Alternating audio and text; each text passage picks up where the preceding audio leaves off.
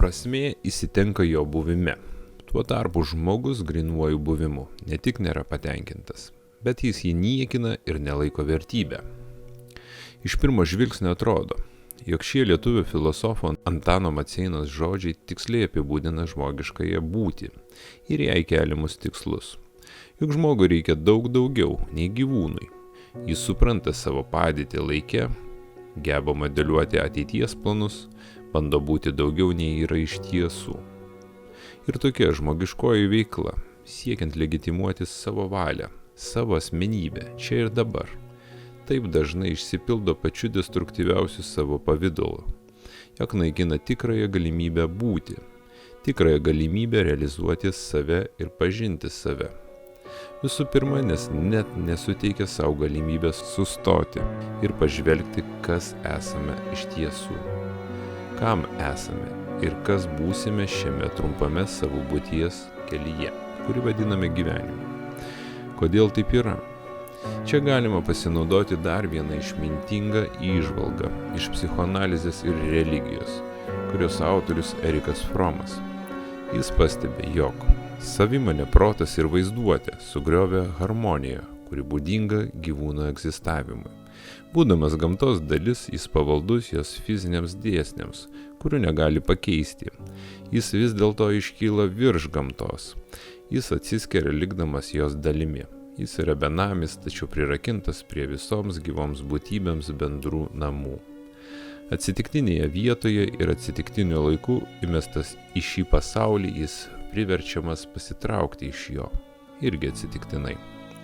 Suvokdamas save, jis supranta savo bejėgiškumą ir savo egzistencijos ribotumą. Jis numato savo pabaigą – mirtį.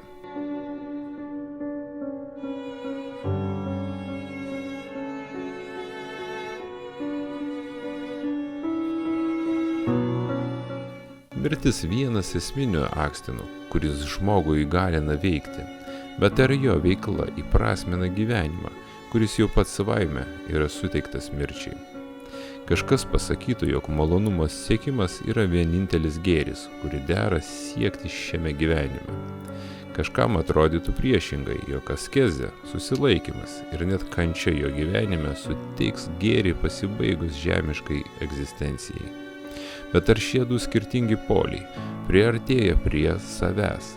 Ar jie, laikydamiesi tokių skirtingų taisyklių, atsako bent į vieną egzistencinį klausimą, kurį iš visos gyvūnijos tarpo sugeba iškelti tik žmogus? Ar bent bando atsakyti? Kaip rašė Petras Uspenskis, mes galvojame, kad pažinti save reiškia pažinti mūsų savitumus, troškimus, skonius, galias ir polinkius. Kai tikrovėje tai reiškia pažinti save kaip mašinas. Pažinti savo mašinos struktūrą, jos dalis, įvairių dalių funkcijas, sąlygas vadovaujančias jų darbui. Iš bendrų žinių suprantame, jog negalime pažinti jokios mašinos, jos neišstudijavę.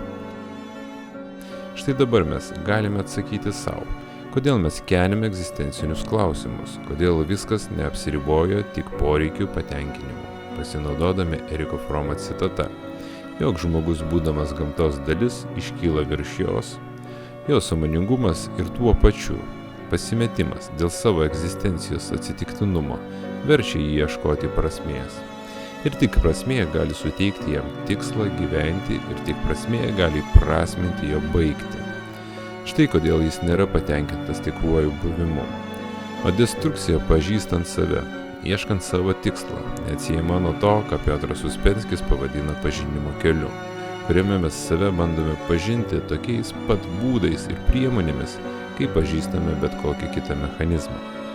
Tačiau mes nesame vien mechanizmas, nors žmogaus kūnas tai mašina, pati užsukantis savo spyruokles, kaip teigia žmogaus mašinos autorius Julianas Afreit-Delemetre, kuris neneigė ir net tikėjo aukštesnės už žmogų esybės egzistavimą, tačiau tame nematė jokios praktinės naudos.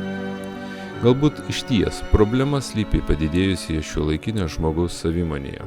Knygoje Filosofo Dievas ir Paskalio Dievas mes galime rasti tokį pastebėjimą, jog būtent dėl padidėjusios savimonės šiuolaikinis žmogus nuolat įsivelia į savianalizę, o tai gali įgyti vidinių turbulencijų pavidalą.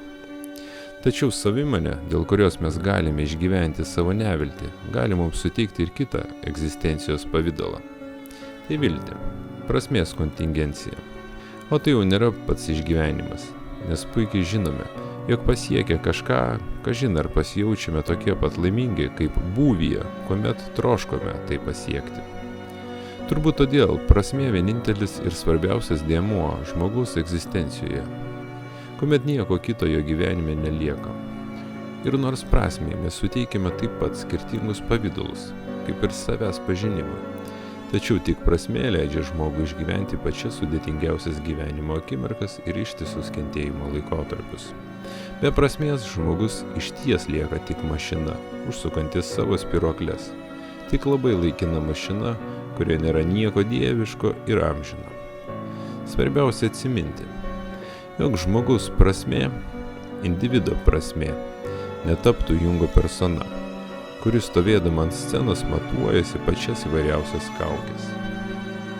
Ar nedrąsiai žvelgia į realų gyvenimą per širmoje išdilusias skyles.